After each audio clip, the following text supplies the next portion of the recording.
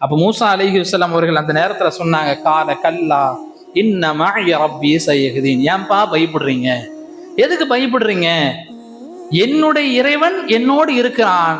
நீங்க என்ன செய்யாதீங்க, பயப்படாதீங்க, எதுக்கும் அஞ்சாதீங்க.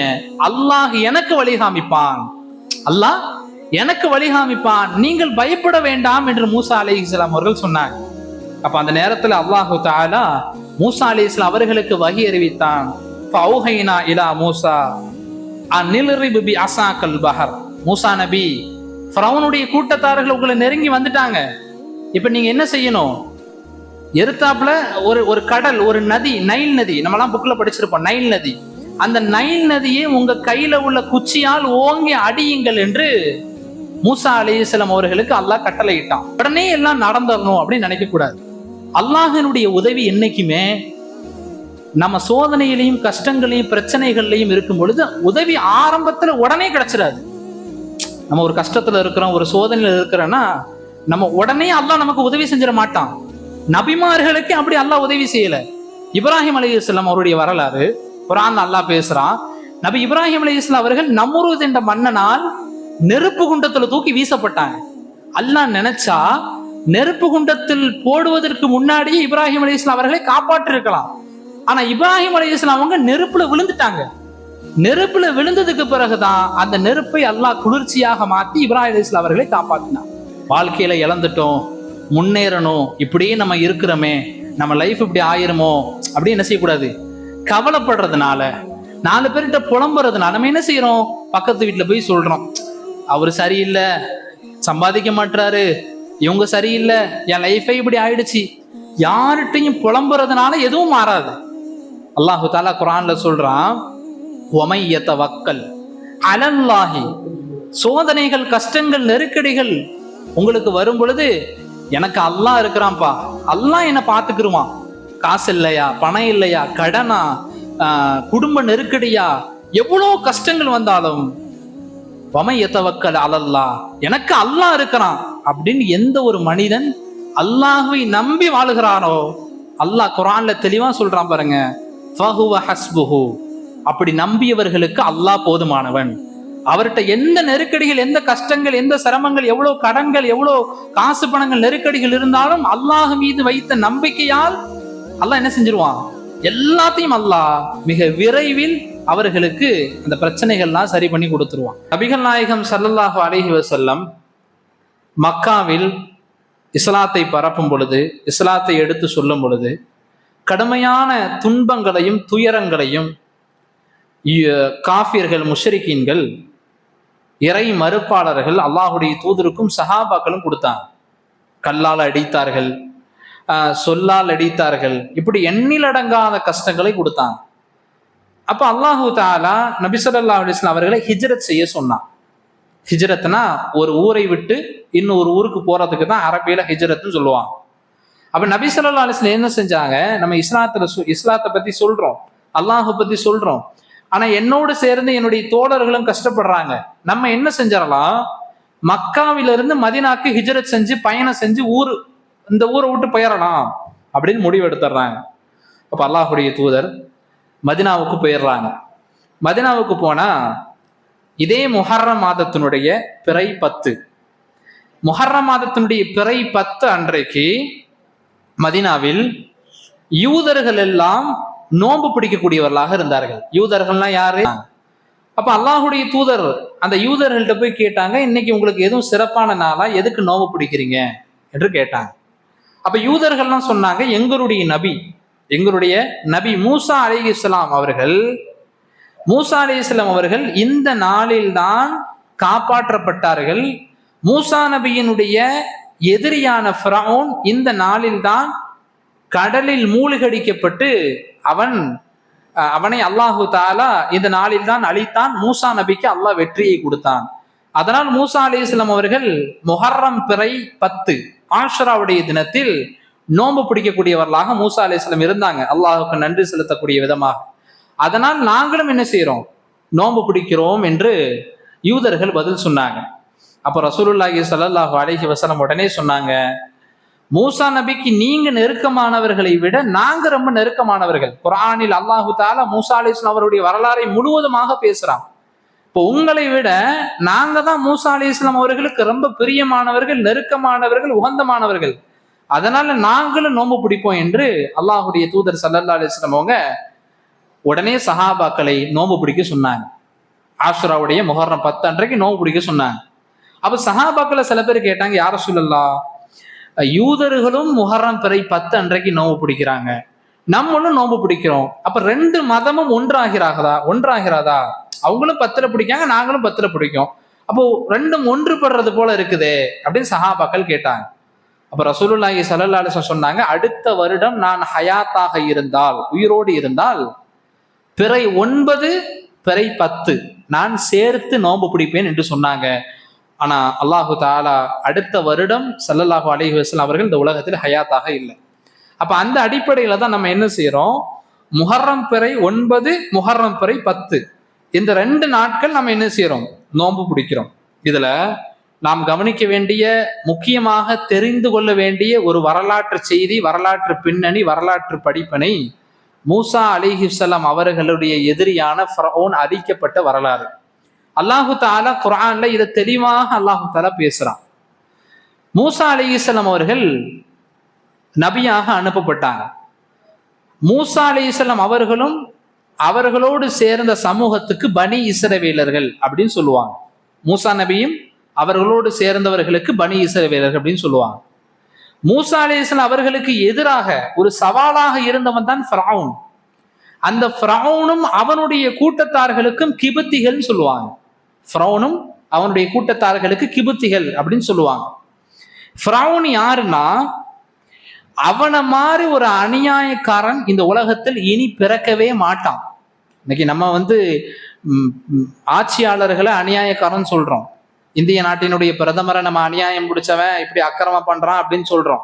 அப்படி இப்படின்னு அவங்க இவங்கெல்லாம் பேசுறோம். ஆனா அவர் இப்போ உள்ள ஆட்சியாளர்கள் செய்யக்கூடிய அநியாயத்தை விட ஃபிரௌன் செய்த அநியாயங்கள், அக்கிரமங்கள் அவ்வளோ குர்ஆன் நெடுங்க அல்லாஹு தஆலா பேசுவான். ரொம்ப கொடியவன், ஈவு இரக்கமற்றவன் ஃபிரௌன். எந்த அளவுக்குன்னா, ஃபிரௌன் ஒரு நாள் கனவு கண்டான். அந்த கனவுல என்ன கனவு வந்துச்சுன்னா, ஒரு பெரிய நெருப்பு அவனுடைய வீட்டுல விழுந்துடுறது, அவன் வீடு ஃபுல்லா எரிஞ்சு சாம்பல் ஆயிடுறது. இந்த கனவு கண்ட உடனே பதறி அடிச்சு பெரிய பெரிய மார்க்க அறிஞர்கள்ட்டெல்லாம் விளக்கம் கேட்டான். அப்ப அவங்கெல்லாம் சொன்னாங்க, உன்னுடைய ஆட்சி கவிழ்வதற்கு ஒரு குழந்தை இந்த ஊரில் பிறக்க போகிறது என்று சொன்னாங்க. உடனே ஃபிரௌன் என்ன செஞ்சான்னா, என்னுடைய ஆட்சிக்கு உட்பட்ட எல்லா பிரதேசங்களிலும் பிறந்த குழந்தைகளை எல்லாம் கொலை செய்யுங்கள் என்று சொன்னான். கிட்டத்தட்ட 1,00,000க்கும் அதிகமான பிஞ்சு குழந்தைகளை ஃபிரௌன் கொலை செஞ்சான். எல்லாத்தையும் கொலை செஞ்சான். அவ்வளோ கொடூரமானவன், இரக்கமற்றவன். இன்னும் சொல்ல போனா ஷைத்தான், நமக்கெல்லாம் தெரியும் ஷைத்தான். இந்த ஷைத்தானை விட ரொம்ப கேவலமானவன் தான் ஃபிரௌன்.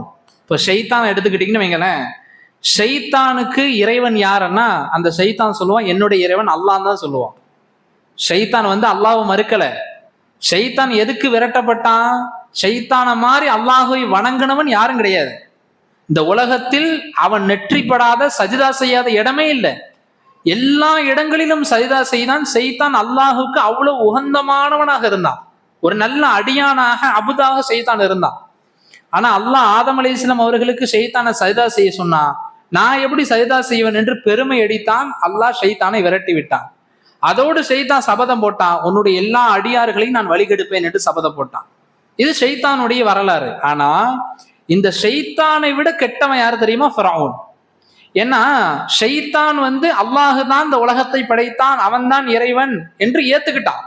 ஆனால் ஃபிரௌன் என்பவன் அன ரப்புக்குமுல் அலா, நான் தான் இந்த உலகத்தில் மிகப்பெரிய இறைவன் என்று சொன்னான். மிகப்பெரிய இறைவனை யாரு?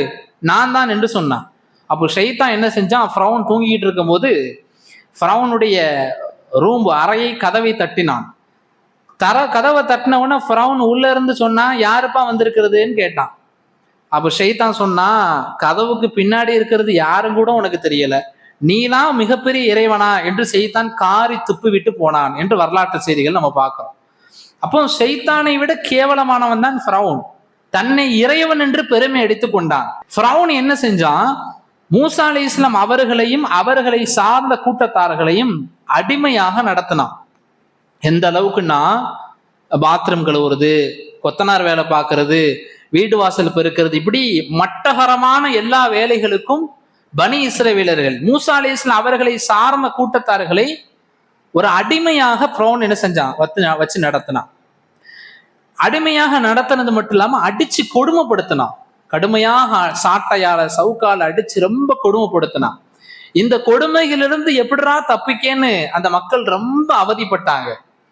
ஒரு கட்டத்துக்கு மேல மூசா அலைஹிஸ்ஸலாம் அவர்கள் நபியாக அனுப்பப்பட்டு ஃபிரௌனுக்கு மூசா அலைஹிஸ்ஸலாம் அவர்களுக்கு கடுமையாக மோதல் ஏற்பட்டு ஒரு கட்டத்துக்கு மேல 20 வருஷங்கள் ஃபிரௌனை திருத்துவதற்கு, ஃபிரௌனுடைய கூட்டத்தார்களை திருத்துவதற்கு மூசா அலைஹிஸ்ஸலாம் அவர்கள் முயற்சி பண்ண. அல்லாஹ்வை ஏத்துக்குங்கடா, திருந்துங்கடா அப்படின்னு எவ்வளோ மூசா அலைஹிஸ்ஸலாம் சொல்லி சொல்லி பார்த்தாங்க. 20 வருஷத்துக்கு பிறகு மூசா அலைஹிஸ்ஸலாம் துஆ செஞ்சாங்க, யா அல்லாஹ் இவங்க திருந்துற மாதிரி இல்லை, இவர்களை நீ அழித்து விடு என்று மூசா அலைஹிஸ்ஸலாம் துஆ செஞ்சுட்டாங்க. மூசா அலைஹிஸ்ஸலாம் அவர்கள் துஆ செஞ்ச உடனே அல்லாஹு தஆலா நபி மூசா அலைஹிஸ்ஸலாம் அவர்களுக்கு வஹி அறிவித்தான்.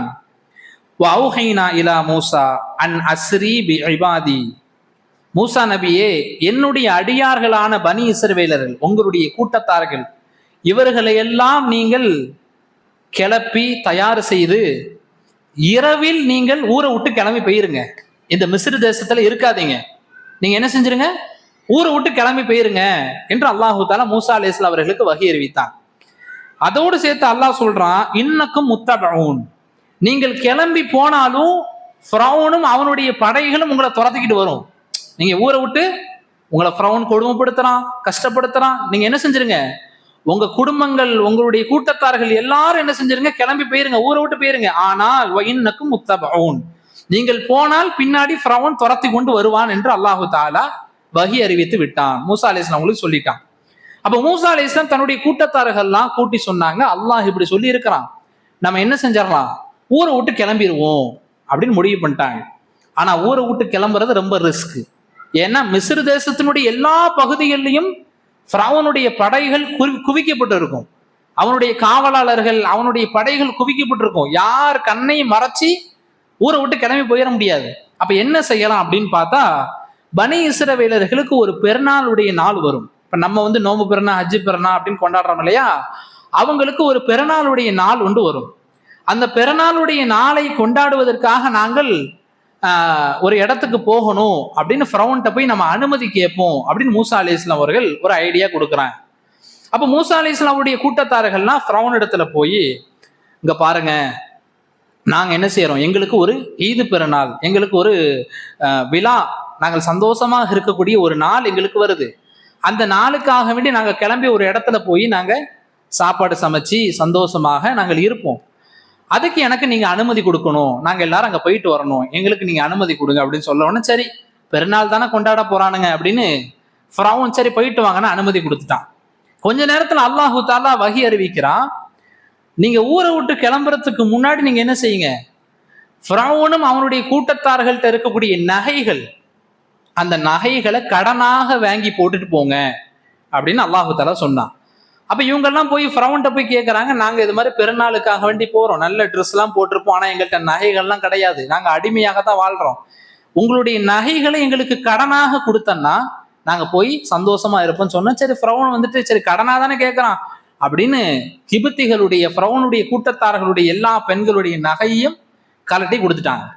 இவங்க என்ன செய்யறாங்க? நகையெல்லாம் வாங்கிட்டு இரவோடு இரவாக தன் வீட்டில் உள்ள ஜாமான் எல்லாத்தையும் கம்ப்ளீட்டா எடுத்துட்டு ஊரை விட்டு கிட்டத்தட்ட 6 லட்சம் மக்கள் ஊரை விட்டு பெறப்பட்டு போயிட்டாங்க.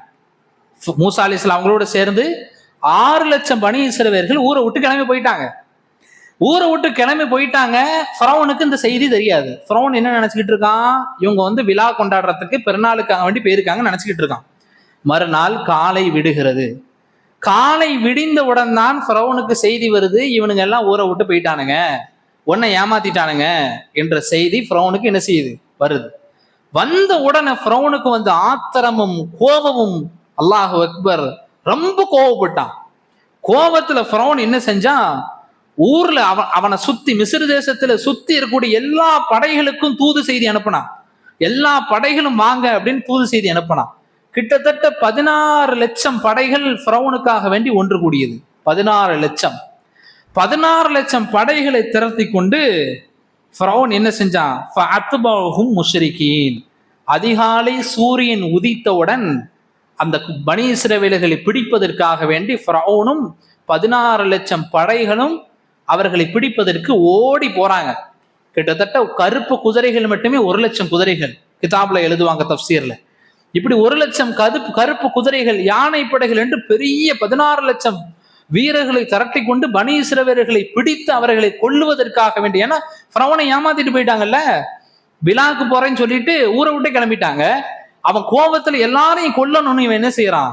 ஃபிரௌன் 16 லட்சம் படைகளை கிளப்பி கொண்டு போறான். அவன் போய் கொண்டு இருக்கும் பொழுது ஒரு கட்டத்துக்கு மேல ஃபிரௌன் பனி இஸ்ரவேலர்கள் கண்ணுக்கு எட்டுற தூரம் போறதை பார்த்துட்டான். ஏன்னா பனி இஸ்ரவேலர் ஃபிரௌன் வெறும் ஆயுதத்தோட தான் வர்றான்.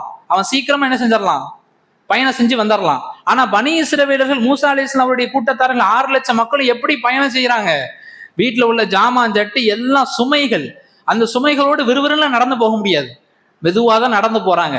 இப்ப மெதுவா நடந்து போறதுனால ஃபிரௌன் சீக்கிரமாக அந்த படையை ரீச் பண்ணிட்டான், அந்த படையை பிடிச்சிட்டான். கண்ணுக்கு எத்தடும் படை வந்துட்டு ஒரு கட்டத்துக்கு மேல மூசா அலைஹிஸ்ஸலாமுடைய கூட்டத்தார்களுக்கு அவங்களுடைய காதுல சத்தங்கள் விழுது. ஏதோ பெரிய படை நம்மளை துரத்திக்கிட்டு வர்ற மாதிரி தெரியுதே அப்படின்னு பின்னாடி திரும்பி பார்த்தா பின்னாடி ஃபிரௌனுடைய கூட்டத்தார்கள் பிடிங்கடா அடிங்கடா என்று சத்தம் போட்டுக்கொண்டு கூச்சலிட்டு கொண்டே வருகிறார்கள். அல்லாஹ் குர்ஆன்ல இந்த செய்தியை சொல்லும் பொழுது ஃபலம்மா தராஅ அஜ்மஈன, எல்லாரும் ஃபிரௌனுடைய கூட்டத்தார்கள் நம்மளை பின்தொடர்ந்து வருகிறார்கள் என்று பார்த்தவுடன் கால அஸ்ஹாபு மூசா அலைஹிஸ்ஸலாம் அவங்கள்ட்ட 6 லட்சம் மக்களும் சேர்ந்து சொன்னாங்க, இன்னால முதரகூன், மூசா உங்க பேச்சை கேட்டுட்டு நாங்க ஃபிரௌனை பகைச்சுக்கிட்டு வந்தோம், அங்க இருந்தாலாவது அடிச்சு கொடுமைப்படுத்துவான், இப்ப வந்தா எங்க கொலவெறியை நினைச்சு கொன்னுருவான், எங்க உயிரே போயிரும். இப்ப அவன் பாருங்க அங்க நம்ம கண்ணு கிட்டுற தூரத்துக்கு அவன் வந்துட்டான், இப்ப என்ன செய்யறது? நான் பிடிபட்டு விடுவேன் மூசா, நம்மளை பிடிச்சிருவானே அப்படின்னு மூசா நபிட்ட எல்லாரும் முறையிடுறாங்க. ஒரு கட்டத்துக்கு மேல எல்லாருக்கும் பேச்சே வரல. அந்த 6 லட்சம் மூசா அலைஹிஸ்ஸலாம் பனி இஸ்ரவேல் கூட்டத்துக்கு பேச்சே வரல. பயம் கல்புக்கு வந்த உடனே தொண்டெல்லாம் அடைச்சு போயிட்டு.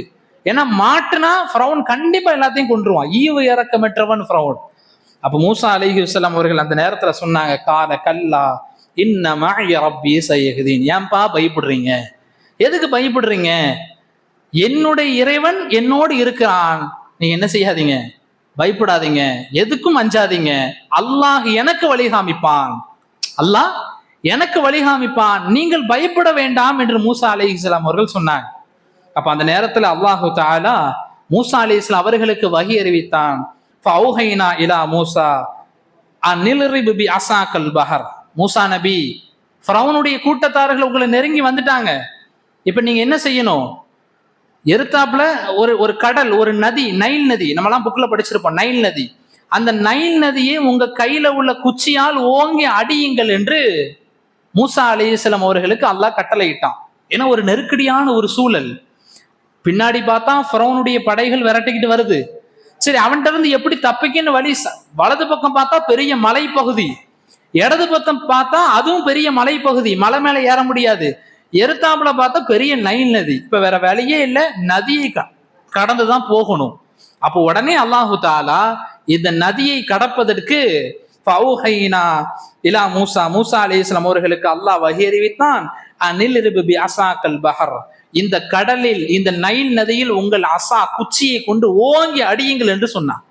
அப்ப மூசா அலைஹிஸ்ஸலாம் அவர்கள் ஓங்கி அடித்தார்கள். அடித்தவுடன் ஃபன் ஃபலக்க, அந்த கடல் 12 பிளவுகளாக பிறந்தது. 12 பாதைகளாக அந்த கடல், அந்த நதி, நைல் நதி என்பது பிறந்தது.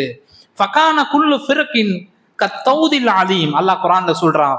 ஒவ்வொரு பாதையும் மலை போல் இருந்தது என்று அல்லாஹு தஆலா குர்ஆன்ல சொல்றான். அப்ப 12 பாதைகளாக பனி இஸ்ரவேலர்கள், மூசா அலைஹிஸ்ஸலாமுடைய கூட்டத்தார்கள் அந்த நதியை கடந்து போறதுக்காக வேண்டி அல்லாஹ் அந்த நதியை 12 பாதைகளாக பிளந்தான்.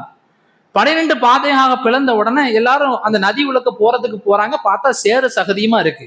ஏன்னா தண்ணிக்கு அடியில சகதியா இருக்கும் இல்லையா, சேறு சகதியுமா இருக்கு. அவங்களால நடக்க முடியாது. அப்படி நடந்தாலும் வலிக்கு விழுந்துருவாங்க.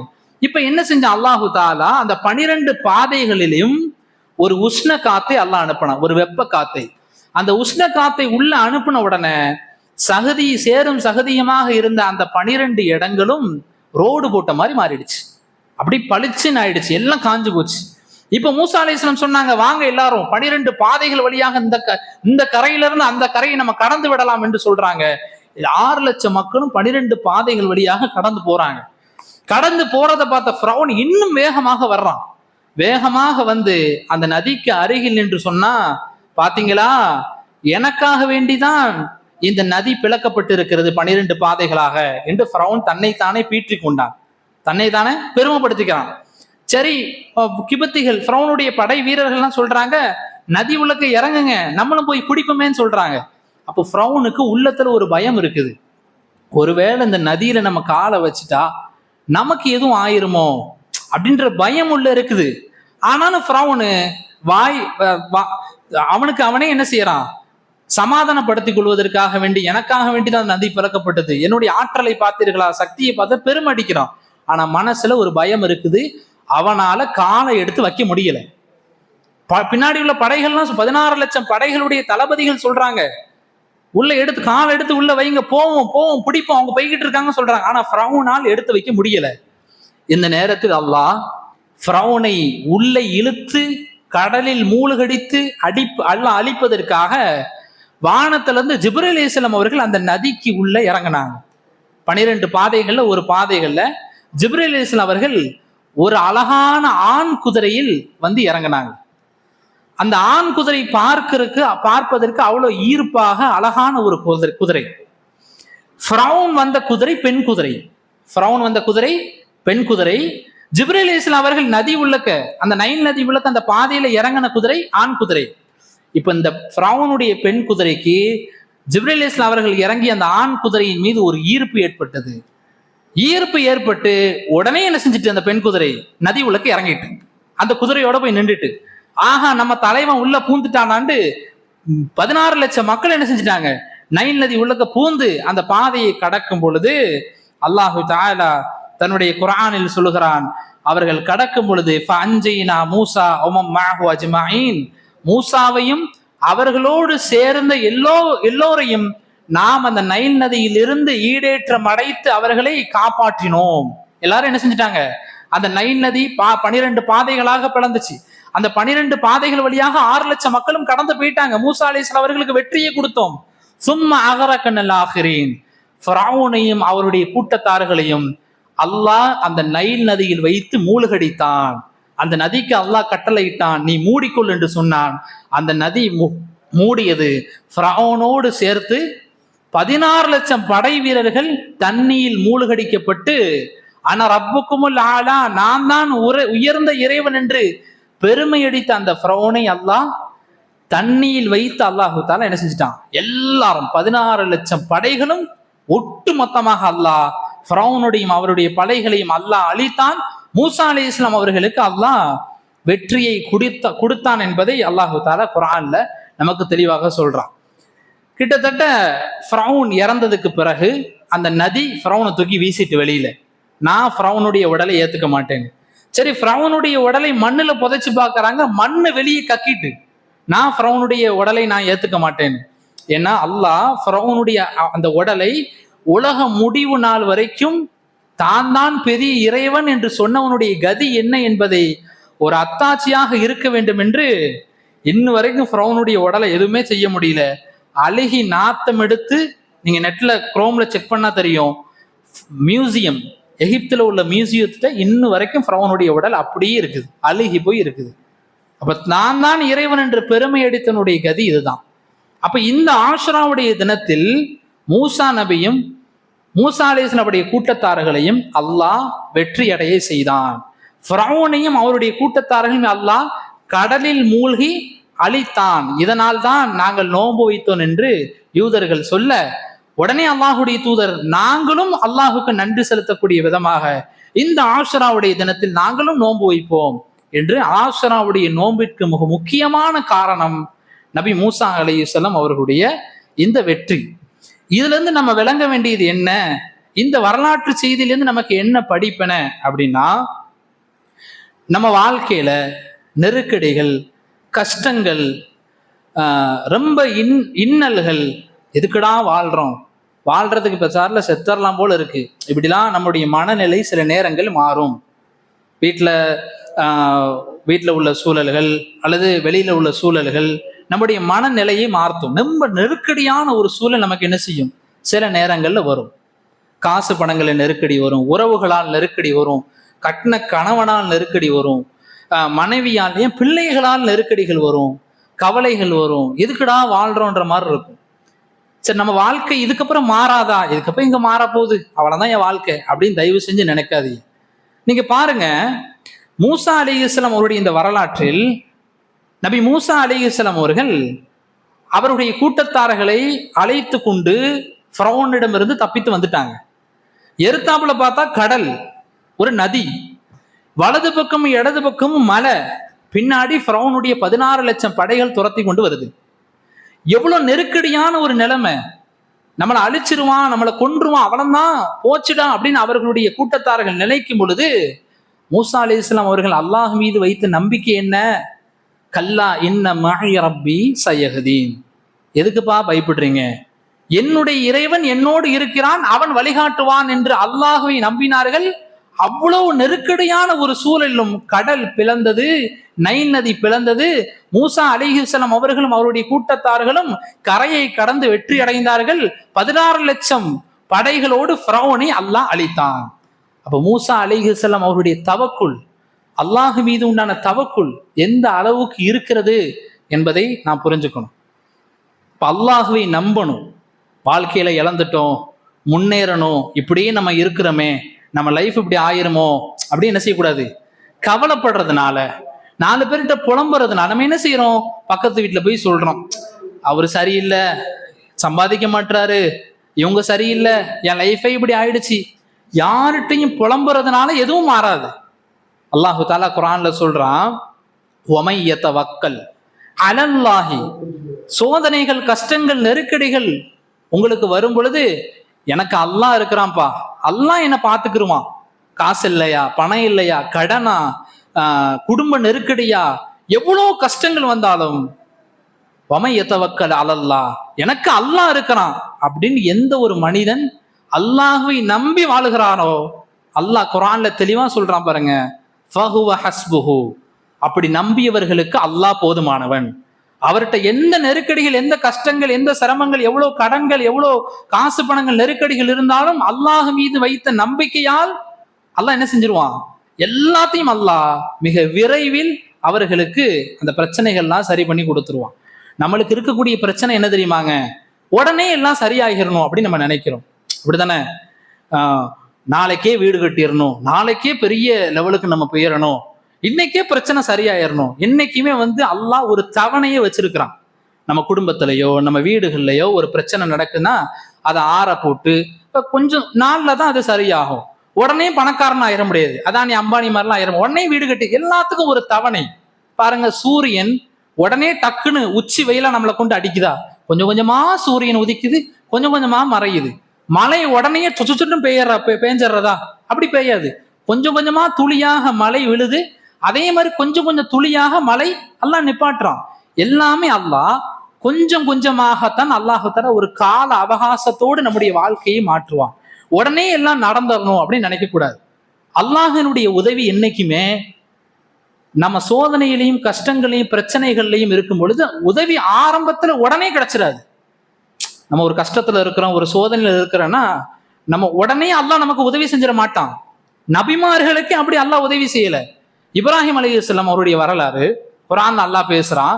நபி இப்ராஹிம் அலைஹிஸ்ஸலாம் அவர்கள் நம்ரூத் என்ற மன்னனால் நெருப்பு குண்டத்துல தூக்கி வீசப்பட்டாங்க. அல்லாஹ் நினைச்சா நெருப்பு குண்டத்தில் போடுவதற்கு முன்னாடியே இப்ராஹிம் அலைஹிஸ்ஸலாம் அவர்களை காப்பாற்றிருக்கலாம். ஆனா இப்ராஹிம் அலைஹிஸ்ஸலாம் அவங்க நெருப்புல விழுந்துட்டாங்க. நெருப்புல விழுந்ததுக்கு பிறகுதான் அந்த நெருப்பை அல்லாஹ் குளிர்ச்சியாக மாத்தி இப்ராஹிம் அலைஹிஸ்ஸலாம் அவர்களை காப்பாத்தினார். இந்த மூசா அலைஹிஸ்ஸலாம் அவர்களை வரலாற்றை பேசணும்.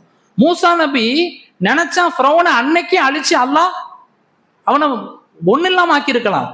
ஆனா இக்கட்டான நெருக்கடியான நிலைமை, இந்த பக்கம் பார்த்தா மழை, இந்த பக்கம் பார்த்தா மழை, பின்னாடி ஃபிரௌனுடைய கூட்டம் கத்தி அருவாளோட வராங்க, எதிர்த்தாப்புல பார்த்தா லைன் நதி, என்னடா செய்யன்னு தெரியாம ஒரு நெருக்கடியான ஒரு நிலைமையில கடைசியில் அல்லாஹ்வுடைய உதவி வந்தது. ஓலரிபி ஆசா கல்பகர், கடலை அழிங்க, நதியை அடியுங்க. அந்த நதி 12 பிளவுகளாக பிளந்தது. இவர்கள் அந்த பாதையோடு கடந்து சென்றார்கள். ஃபிரௌனும் அவருடைய கூட்டத்தார்களும் அழிக்கப்பட்டார்கள்.